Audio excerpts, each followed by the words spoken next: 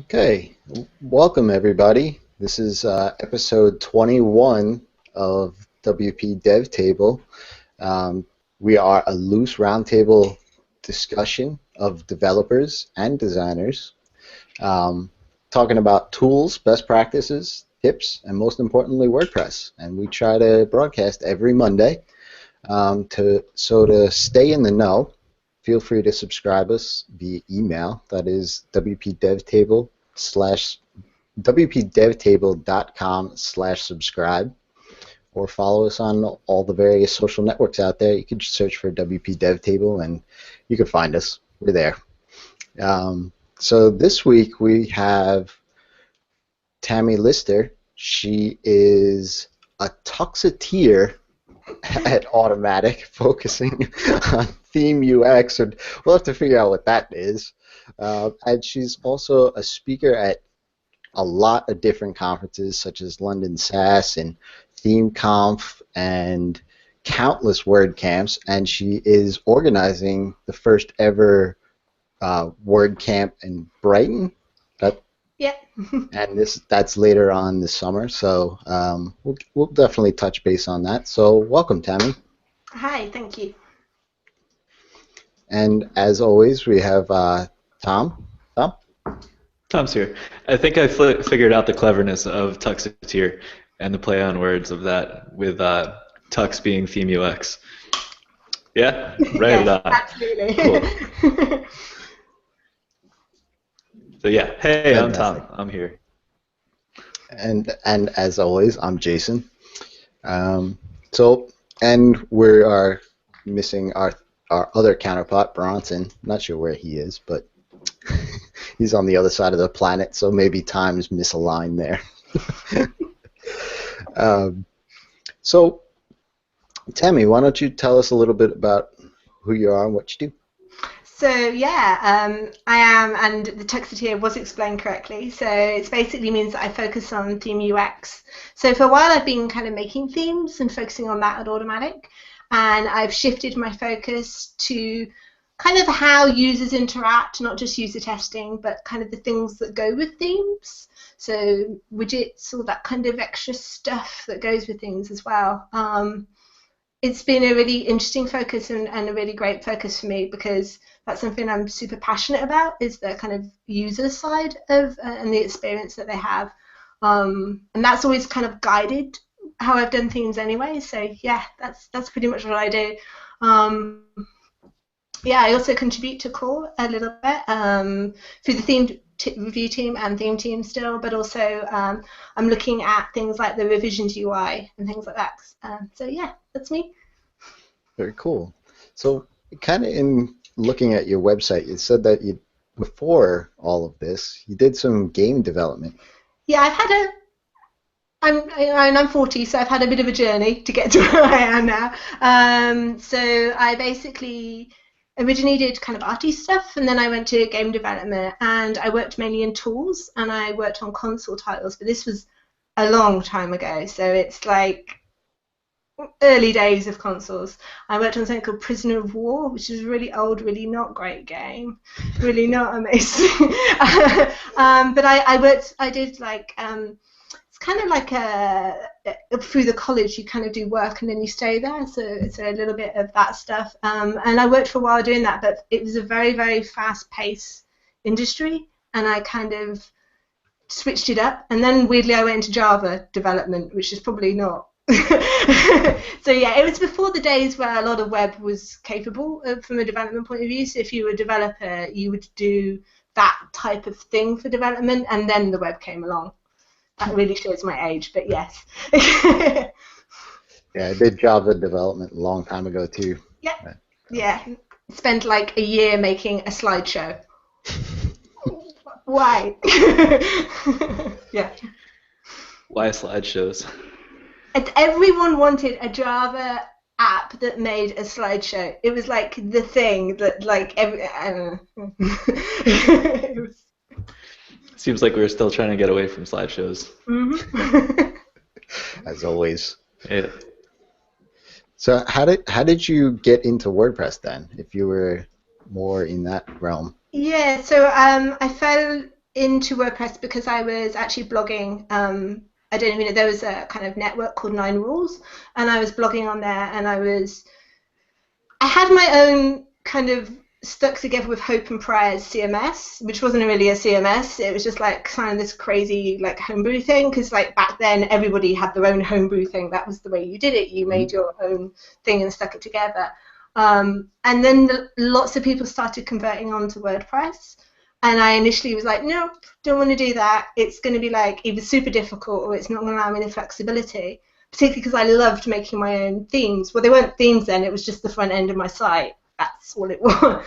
And I'd change it up ridiculous amounts, take ridiculous amounts of hours to do it because I had no templating language. I had nothing easy.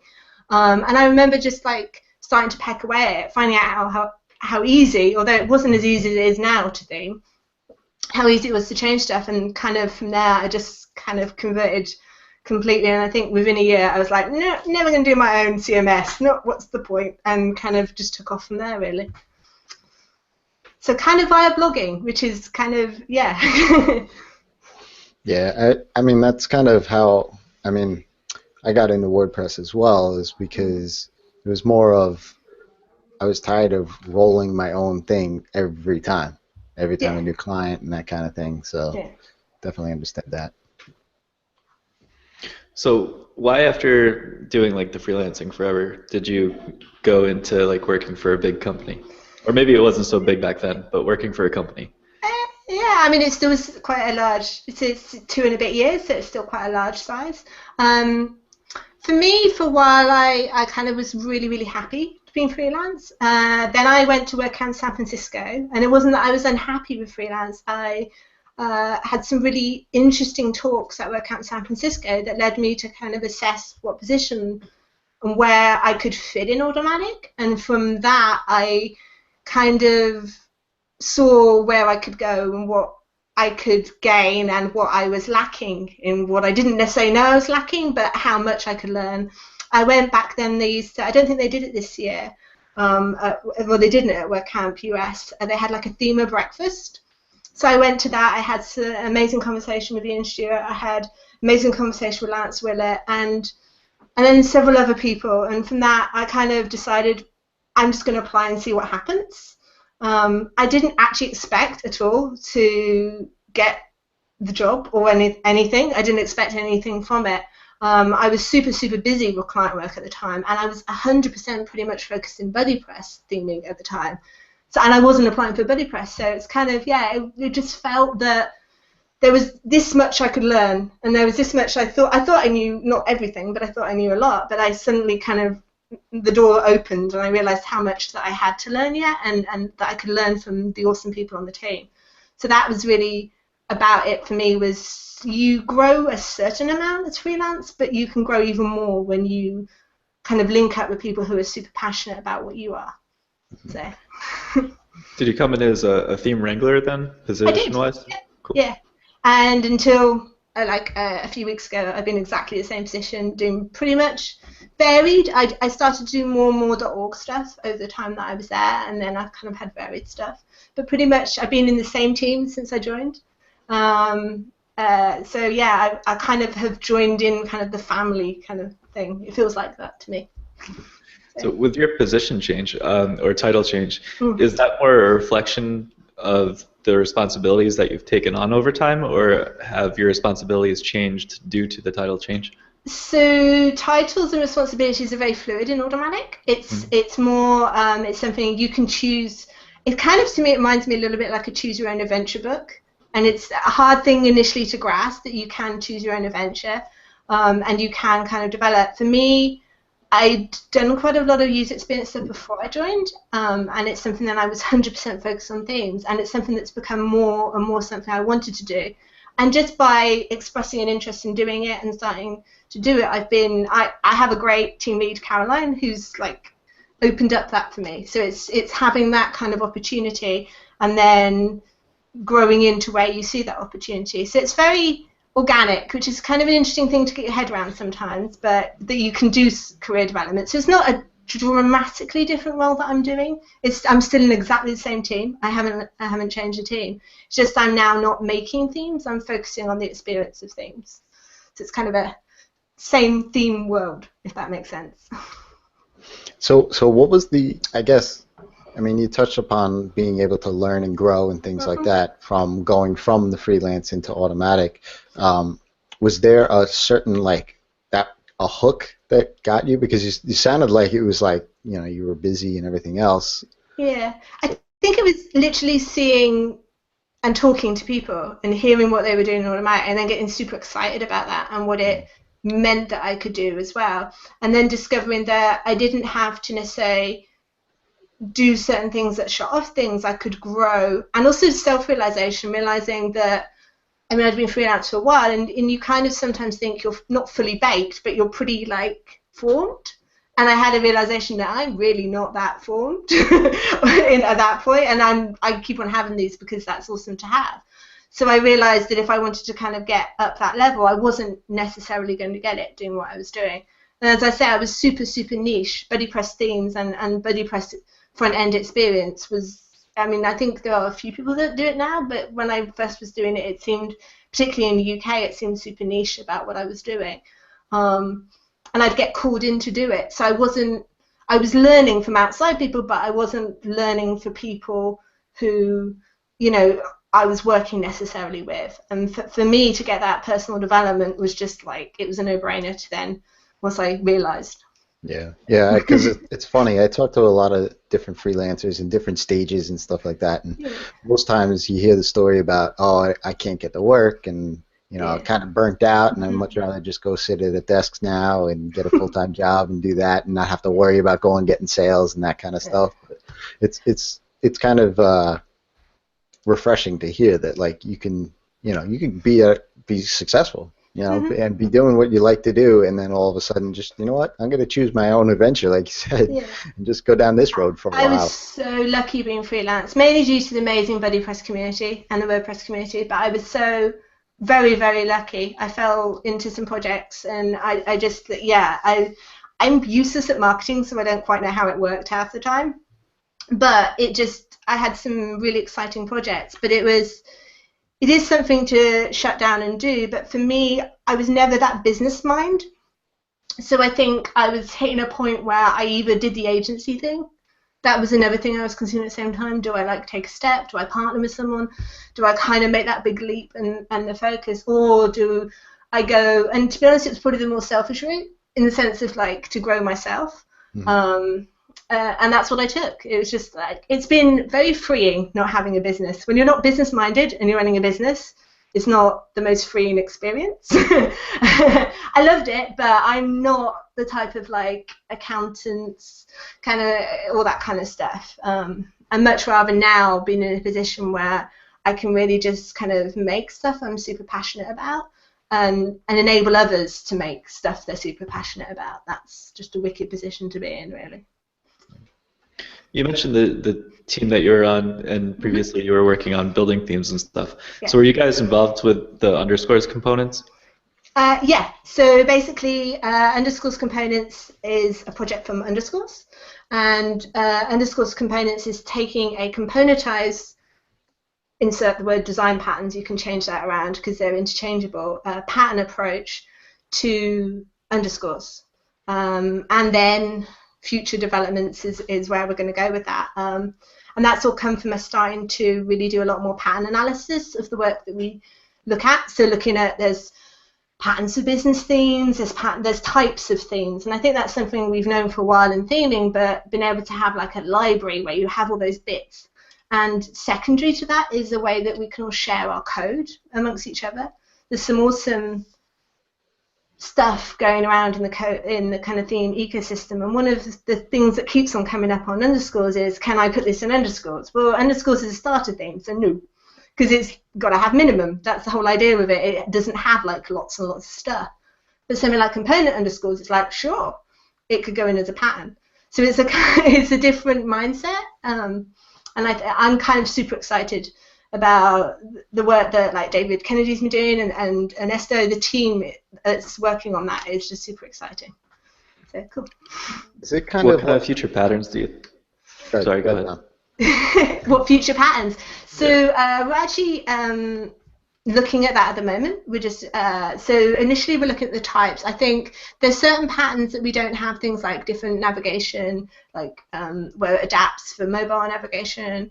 Also looking at things like business portfolio. We have like a general type for that, but we don't have like split down into smaller types. So it's really, at the moment, it's like lots of different, it's analyzing. So we're particularly analyze groups that we need. And just like underscores, it's going to initially be led by what themes we're creating, because it's what the automatic theme team are creating, which will more than likely be exactly the type of themes that everyone's creating as well, because that's what we do. So I think we'll also, once we're going to get a generator. So the idea is it pulls out everything. So at the moment, it's a little bit not intelligent in the way it's doing stuff. It's just pulling out the types. And in about a month or so, maybe a month and a little bit, it's going to be a bit more intelligent about the way that it does that. So it's literally going to pull out. I use Modernizer as a description, you know, where you do like checkboxes. So something like that, it's going to pull out and then it's going to stick it all back together into a starter theme. So. cool. Yeah, I mean, I haven't gotten to play around with it, but what I have, like in the past, I've used bourbon, neat, and refills, those SAS mix-ins and stuff. Is it sort of in that realm? Yeah, and then some would be so it's it does have SAS in there, but it includes all the file structure. And the way we're designing it is actually language independent. So at the moment, it will take PHP, but future theme head on, who knows what we're going to be writing themes in a short while, or even like next week, the way things are sometimes. So it goes beyond that. You actually have like the code structure, but what it doesn't have is design, and that's that fine line to try and not add, like you won't find like colors. You'll find variables that you can add your own colors, but you won't find that type of stuff in it.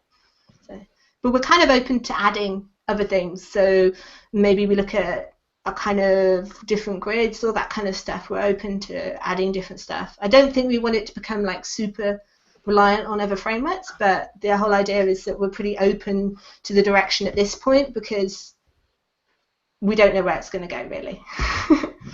Cool. Very cool. It sounds like it'll be a neat development when that comes around. I mean, it's already pretty neat, just the advancements that have been made on that front in a pretty short amount of time, it seems like, anyway.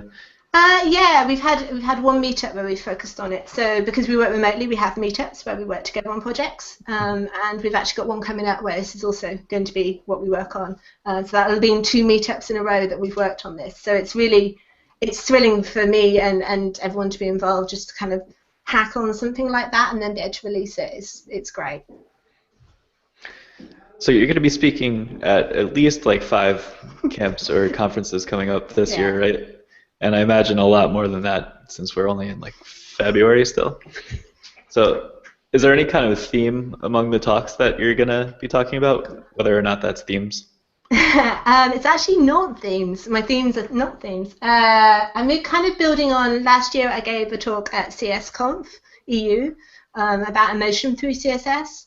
And that's kind of the thread that I'm continuing a little bit this year. I've shot myself in the foot and given brand new talks for pretty much every time I've spoken, and I'm trying to at least vary on the same subject this year to make life a little bit easier for myself. So I'm talking at UX in the city. I'm talking about emotional interfaces. So how you can connect with an interface beyond like a cute logo. Cute logos are awesome, but having an emotional interface is more than just like Wapoo or more than MailChimp icons kind of thing. And I'm also talking about design patterns. I'm talking about that in WordCamp London.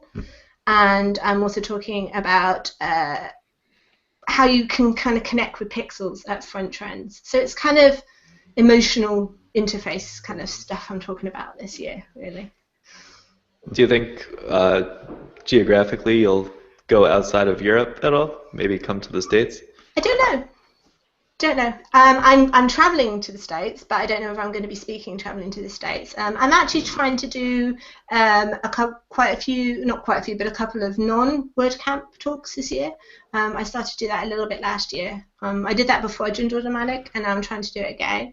Because I'm interested to see other people's takes at WordCamp. So I went to WordCamp US, and I really enjoyed not speaking and hearing all the other kind of talks as well. So yeah, I don't know. I have nothing planned. I actually don't have any more talks planned, and I'm kind of cool with that. If that's all the talks I do this year, if I do more, then that's awesome too. Do you find it intimidating at all speaking at non-WordPress conferences, or since you've been doing that for so long, is it like natural? Nope, I am so nervous every time I speak, and like the world's worst nervous people, but I find it really good for me. Mm-hmm. So that's part of why I do it, because I think it's good for me to feel awkward sometimes. Yeah, I don't know. I find it's stepping outside of the WordPress. The WordPress world is lovely and comfortable, and everybody's awesome, and everybody's nice. And the outside world sometimes doesn't feel that way, but it can if you find your right community. I've had some not as amazing experiences, but last year CSConf EU was an amazing experience, and that's exactly the same type of community, like heart and loveliness that WordPress has. So I think finding your right place in those, there's so many outside conferences. So yeah, it's daunting. It's every time. Even WordCamps, I get nervous when I speak at a WordCamp or a meetup. So. Yeah. Do you have any tips or tricks that you use? I like to take time out and listen to music before I go on stage, and that's just like to find me. I think preparing is a big one. If you know what's going to happen on your slides and you have like a story that you're telling with it, then you're not going to do the filler words, which my life is full of ums and ers and filler words and stuff.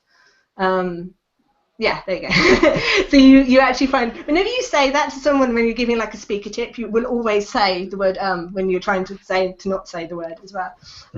And just kind of try and take time and challenge yourself doing it.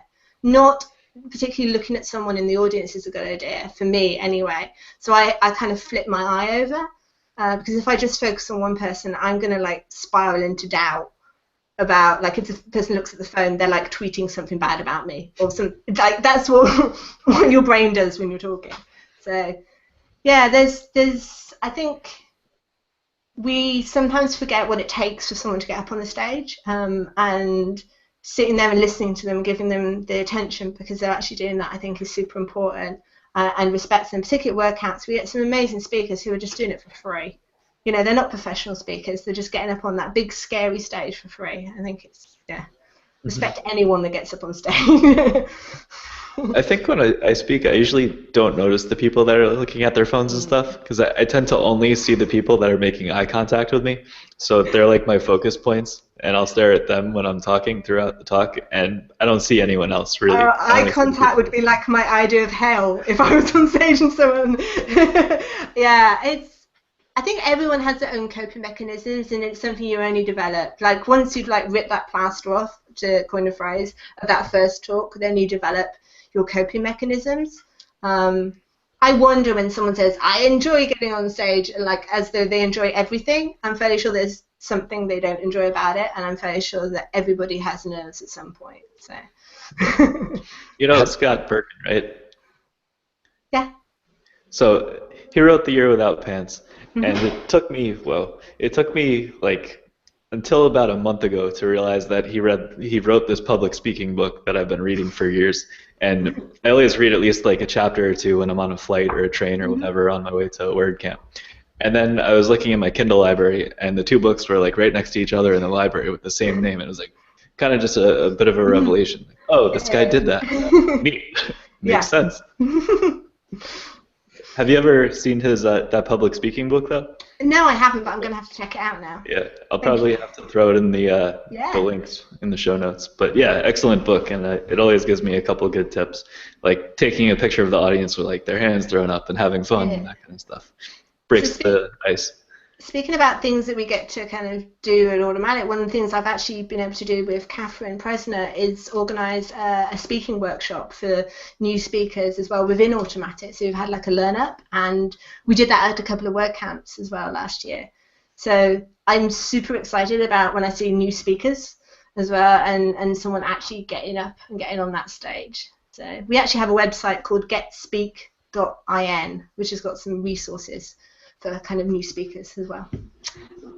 That's cool. Yeah, we'll have to throw that up. Yeah, I mean, I know Tom pretty much just like threw me up on stage last year. He was just like, "You should speak." I was like, "All right," And then what was funny was because having the podcast is one thing, but like speaking in front of a public audience is completely different. And really, because I find this more nervous than I find getting up on stage. Oh yeah. It was funny because I was always the type that would rather be in the casket than giving the eulogy, and like I didn't want at all to do any sort of public speaking, and it was just like, you know what, let me just do it, let's see what happens. Yeah, I did my first I did performance poetry a long time ago, but my first kind of me speaking, not performing, was through meetups and then word camps. So it gives you so much if you can do it. And some people aren't made for doing it and can't do that. They try it once and they go, nope, check that off my checkbox, that's fine. I'll go back in the casket, or whatever terminology. But yeah, I think you get so much from it, particularly at word camps. You just get so much from it as well. Like maybe some people do it once and decide that they shouldn't, but I think there are so many more people that have so much valuable information to share, and they think they can't do it. And it's really just getting over that first step. They do it once, and they realize it's not as bad as I thought it was going to be. Yeah, they didn't die. It was fine.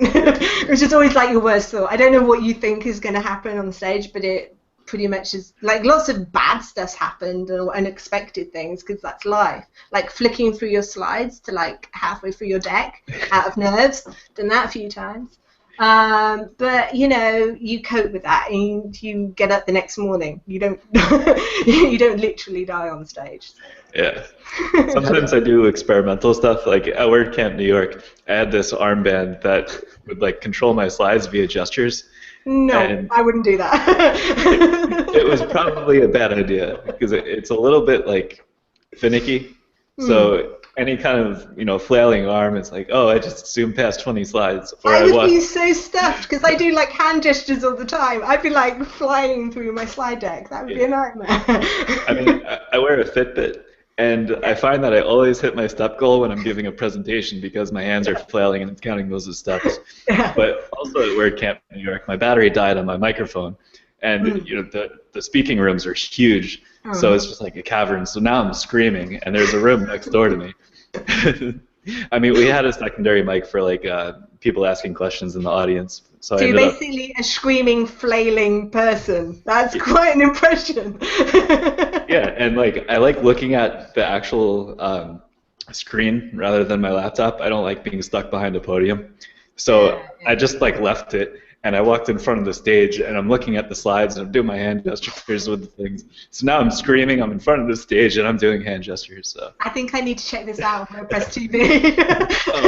If it's up there, I haven't watched it, and I'm a bit scared too.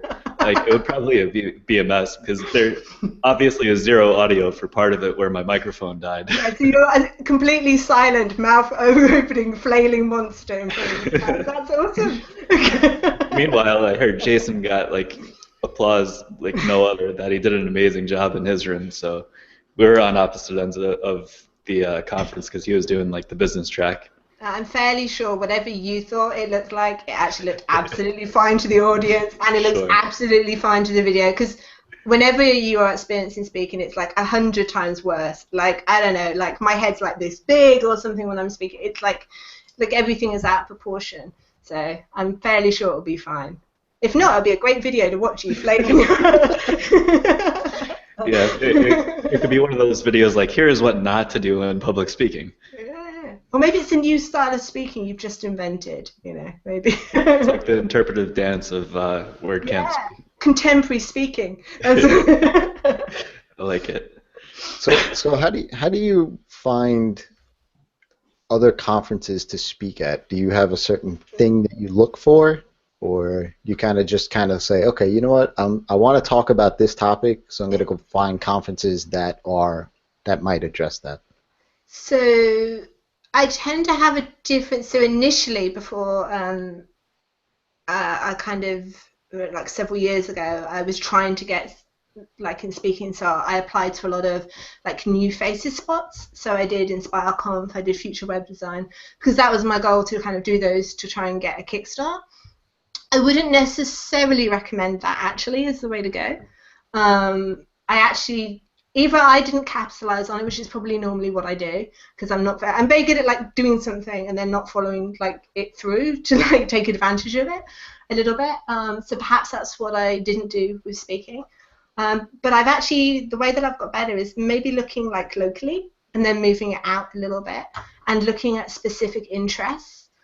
So CSConf, for example, I knew their code of conduct, I knew what they stood for, I knew some of the talks, so that's why I applied for there.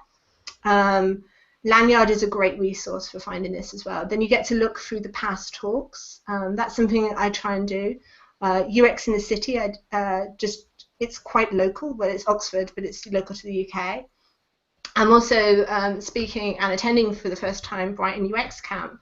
So it's kind of like finding where the talks that I want to give will fit as well. I think when I first started speaking, I was like, there's a big speaking venue, I want to speak there kind of thing, which I don't have the mindset of now. It's more where I know that my voice will fit, or it's something that I've got to say that will be really great to do. French Trends is exactly the same thing. I feel super privileged to be part of that. And it's a country I've never got to speak in, which is Poland. So yeah, it's kind of now, that's more of the focus, I guess. It's more where maybe is there a word camp that don't have design talks, but so I can go and give a design talk rather than giving a talk that somebody else could give. How can I give a talk that I can give based on what I'm doing, that either if it's a word count talk, I want to do it that it brings something new that I'm kind of interested in, so like the design patterns talk, or is it something that I can do that furthers something that's a problem, or takes something maybe that's in the WordPress world outside of WordPress as well. So even generally when I try and do outside WordPress talks, CSConf I didn't, but I try and relate it back a little bit. So I'm actually at UX camp going to be talking about user testing themes. So I still kind of got that theme thing in there. So yeah, it's having a slightly different mindset. I don't know. I don't think there's a magic, like, this is how you go and apply and find the right talks for yourself. It's about finding what works for you, and this is just working for me at the moment, the way that I'm doing it. So. Very cool. And if you're super lucky, someone will approach you for speaking. I've had a few of those. They're not as many as you think there are. And when that happens, it's such a privilege. You just feel like it's like amazing. Like you could walk on air when someone asks you if you would speak. So. Nice.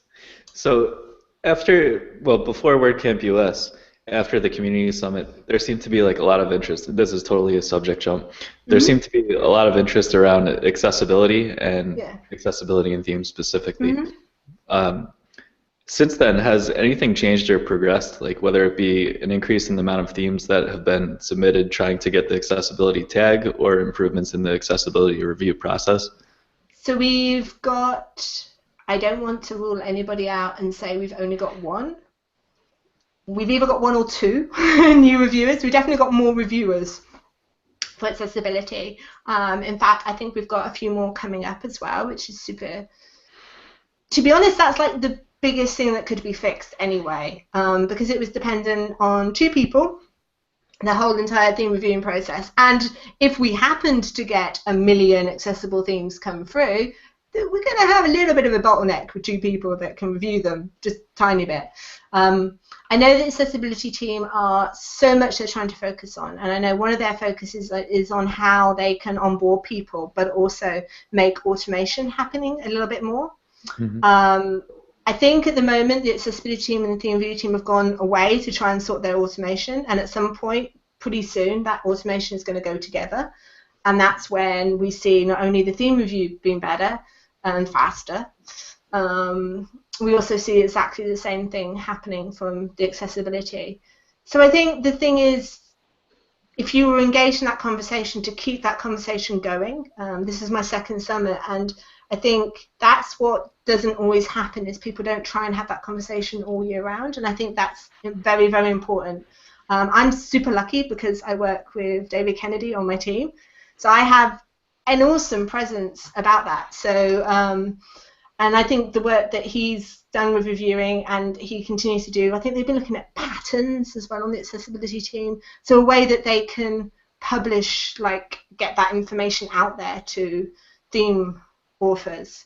And something DK has actually said he'd like to do would be to have accessible patterns in underscore components, which I am so excited about. If we could have some of our own accessible patterns that we then pass out as well, would be brilliant. So yeah. How does the theme, I guess for those that don't know, how does the theme review process work? So do you want to go from the start of the theme review process? So I guess good place to start. Yeah. You make a theme, and then you decide you want it on WordPress.org, and you put it through a form. You upload it. If there are no like level 1 issues, like really basic stuff, there is an automated test at the moment, but it's like that much what the theme review actually is. So it goes through that automated review. It does it, and it'll either say yes, it's uploaded, or it say nope, here are the things you've got to fix, and then it goes into track. And at the moment, it will sit there a little while. What then happens is someone will pick it up to review. And one of two ways they pick it up. They either pick it up through the request a theme, or they will pick it up because they're an existing reviewer and they will go to track. So there's a couple of different levels of reviewers. Then they go through the review. They have to respond within 7 days, and once they write, then you, who are having your review reviewed, have to respond within 7 days. Because the whole idea is that things don't just like sit around. Once the review happens, we want the process to move on both sides. Quite often, the admins will go through, I'm one of them, and we go through and reassign themes if someone hasn't been active as a reviewer for 7 days. The same, we will close the ticket down if you haven't been reviewed, you haven't been active. And then what we do is, if everything's amazing, you've worked your way through, and you'll work with the reviewer. I very much see that like a working relationship, and you see some amazing relationships happening with people who are really trying to. There's a lot of reviewers who really try and make that theme the best it can be. You will be reviewed on like the requirements, which are kind of like the thou shalt nots of theming. They're like the real kind of stuff. But on top of that, and we encourage that reviewers do recommendations. So maybe if you've got like a heavy accessibility head, you might pass that on. If you've got a design, you know, themers are all different on the design development spectrum, then you'll pass that on as well. And those are kind of like notes that you would give. And then if it passes, a little tick will happen in track, and then it will be waiting for an admin to review it. And all that means is it's like a safety net for reviewers, because we're human and we need to ensure that on the repository the good stuff is there and that the bad stuff isn't there. So when anyone clicks on .org, they can do that. And it's not that it's like you've intended it to be bad. It's just like sometimes people miss things in reviews, and sometimes people miss things in themes because we're human again. So the admins are there like a sanity check second level. Some people have rights to auto-approve, so they're called key reviewers, and they will just, like, if you're lucky enough to get one of those, they will just pass it through, or they might even ask another admin. Whenever I review, I do that. I like a sanity check. And then it will be live. So it's quite a lengthy process. If it's an update, it will be auto-approved, but that's like manual automatic at the moment. That's what we're working on. So it's quite a process, but it's kind of a really engaging process, and that you see in some of the tickets, it's really interesting.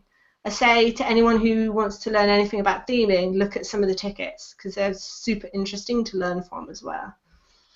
So if it gets kicked back to the theme author, do they Yeah. kind of go back in the back of the line, or is it kind of picked up right from where they left off? So it goes back at the moment, and it would kind of go down in the sense of you'd never like say, oh, it goes completely like down to not having a reviewer. We try and always keep someone attached to it, so it's like down to having a reviewer still. If your theme does fall through the cracks, because it's a system, life happens. What we do is we try and monitor that. There are lists that we can find where themes are lost. If your theme, anyone ever feels that their theme is lost or abandoned or fallen down some great big back of the sofa of theme reviewing, then they should just come into theme review, ping in Slack, and I've seen it time and time again where instantly a theme can get dealt with. It may not get reviewed instantly, but it will get put in the right place instantly. It's not a perfect system, and I think everybody in the theme review team knows that. It's not as fast as it should be, because at the moment that's what we have, and then sometimes people do fulfill the gaps, but we're trying to fill those gaps as best as possible. We have quite a strong admin team. We have an amazing amount of key reviewers. In fact, the reviewers themselves, we have people that have been reviewing years, and they've just doggedly gone through the reviews and the process, and they care so passionately about what happens to each of the themes. So if someone pings in and says, I think my themes got lost, then they'll be like, oh my goodness. And I see it time and time again. One of our big, like, who's done lots and lots of reviews, he'll be like, okay, I'll take control of it. I'll see it through to the review. And it's amazing when that happens.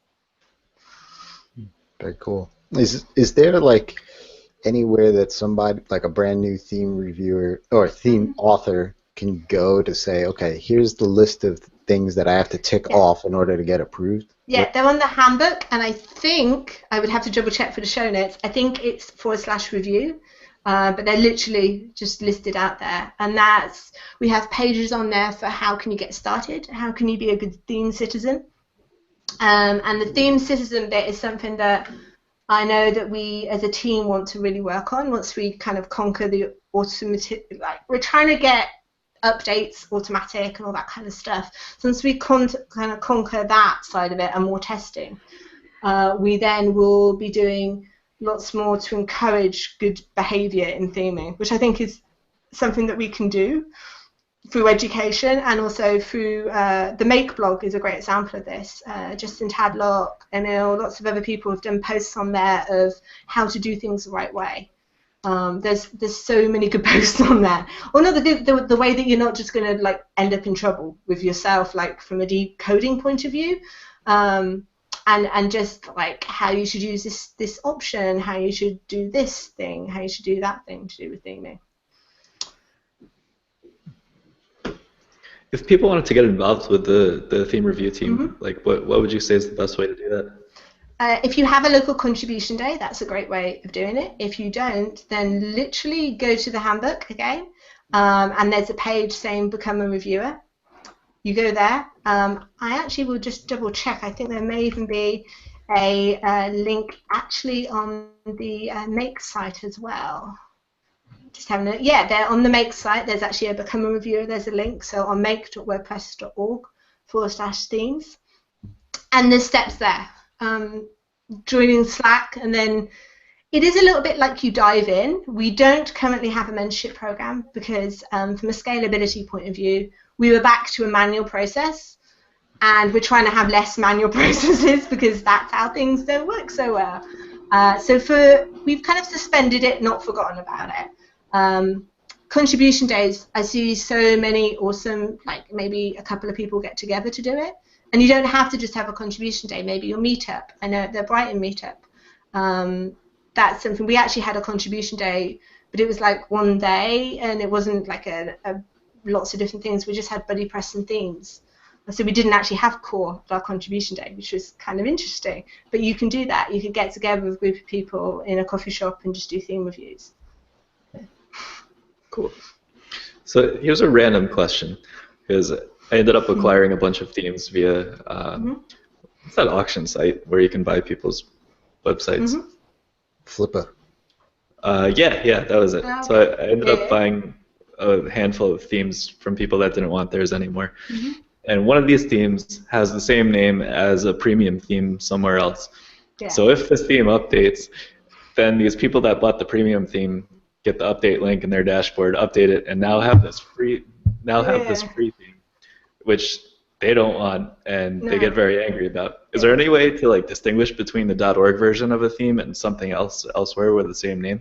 Not that I know, but there may be. So I don't know there is. Theme names is a random, interesting subject of its own anyway. But I don't know that there is. I'm fairly sure that if there is, and just to put everyone on the spot, there'd be someone in the theme review channel who would know how to do that. Because there's some amazing minds in there. So I would probably point you to that, because I don't know. And whenever I don't know something, I check there. So. Nice. I remember maybe it was a couple of years ago now, there was talk about not allowing theme options pages and everyone has to use the customizer. Yeah. So has that been enforced at this point? Yes, that's enforced. We gave, I can't remember how many, it might have been 3 months. It was a really long lead up time. Because initially it was just like, oh no, we have to do it today. It's like, nope, we're giving you a lead up time. And pretty much that's been enforced. That's absolutely been enforced, not just pretty much. And that's enforced for new themes? Yeah. Or for new themes, and well, we can retrofit as much as we try. So if an update happens on that theme, it instantly will have the same thing happen to it. For several months, if an update, we were allowing updates on themes, allowing is like a strong word, but we were saying that you could update your theme even though it had the customizer wasn't for your theme options. So it was like, okay, you can still do updates. After that day, and I vaguely think it was October, it was a while back anyway, can't remember, such an amazing year last year, I can't remember. There was literally like, and now updates can as well. There potentially could be a theme that's just sat there that we hasn't woken up yet to do it, but I imagine what will happen at some point, because the people that are involved are very eagle-eyed and very amazing to do that. And in fact, I've seen a few times where they've gone, this theme. In that case, it will be reaching out to the author and saying, are you still maintaining this theme? Could you do it? And there's been a lot of, on that make.wordpress.org/themes, there's been a lot of education. And that's part of it. We're not going to be making like a requirement without trying to educate why we've made that requirement. If you imagine being a theme reviewer and having to know every possible way of doing everything in the world, that's just not possible.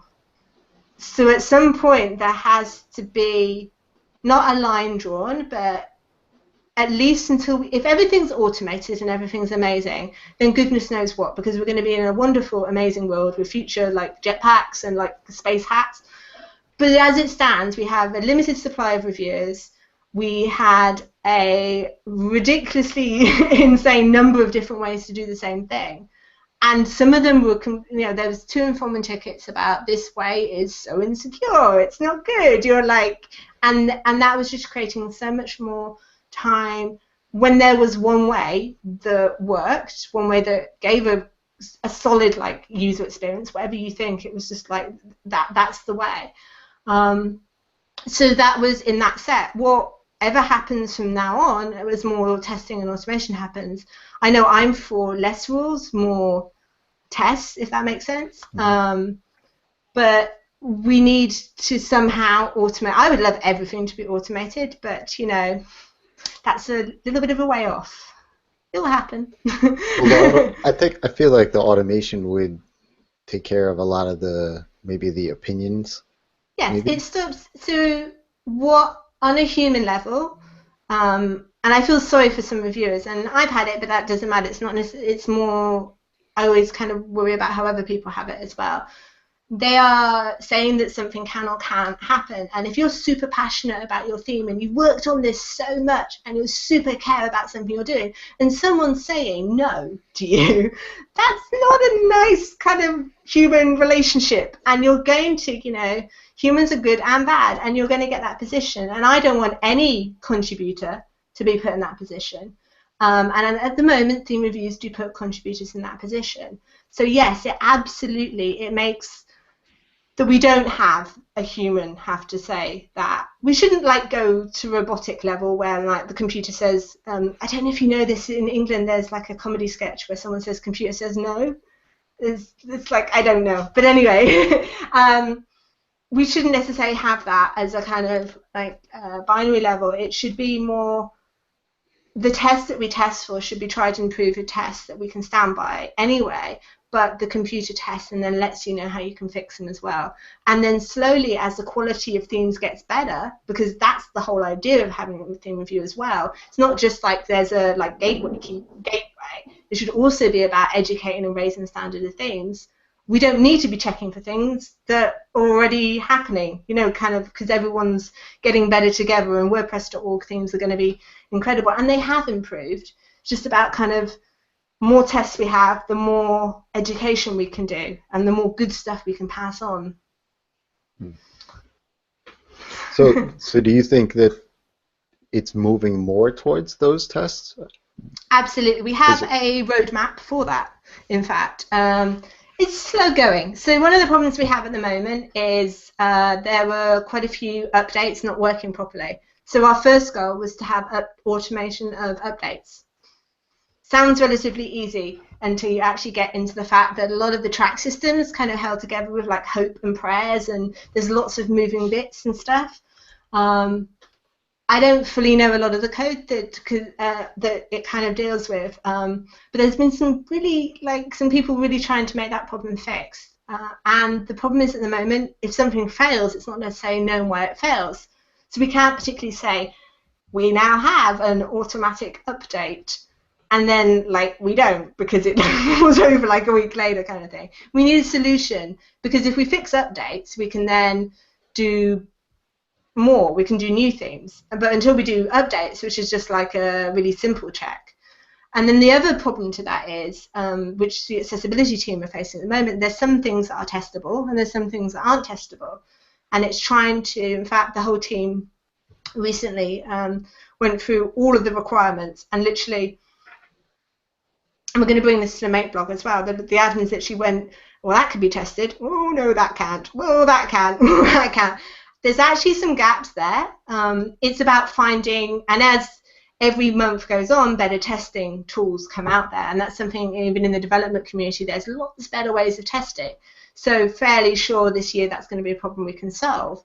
But that's the crux of it. We have to find that balance. And I would actually rather that we had an 100% solution that did it, rather than trying to kind of run before we can walk. But our kind of partial solution is adding more and more into the theme check plugin, because the more that checks at the start, then the less problems you're going to have. And we're looking at that whole flow as well.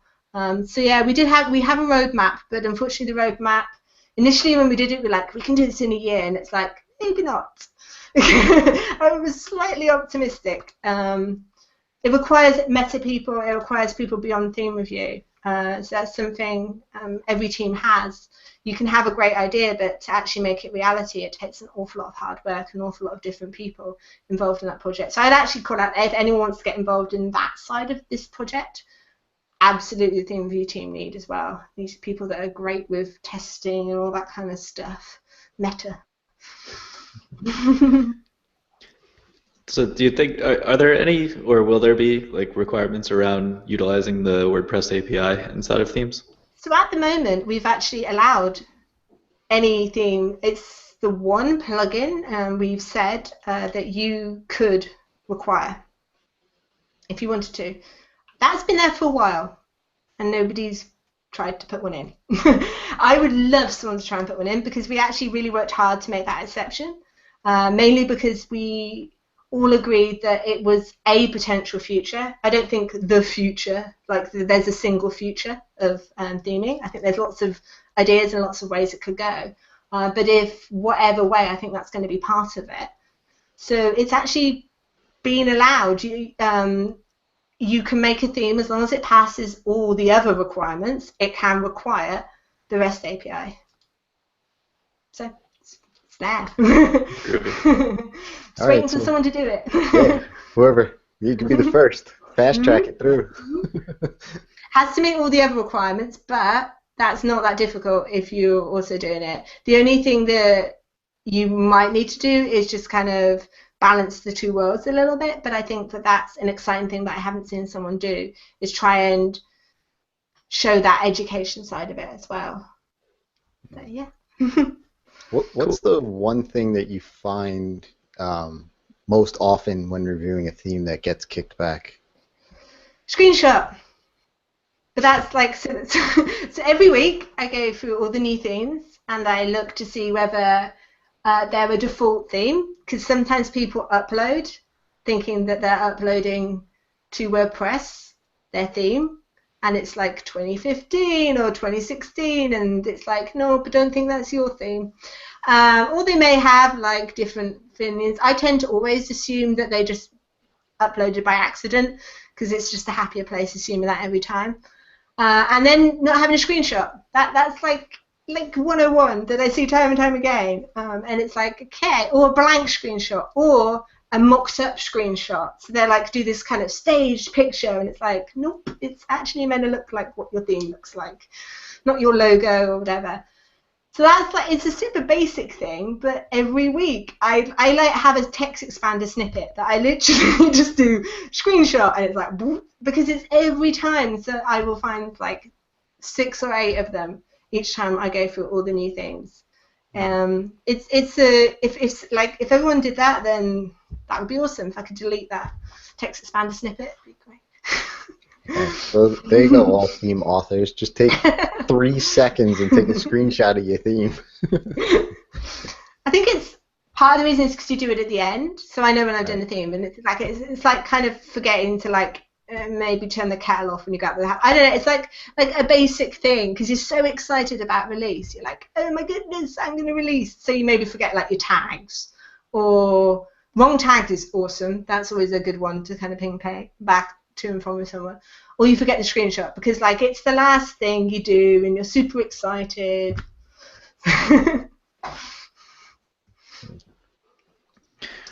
Sorry, I got slightly distracted there.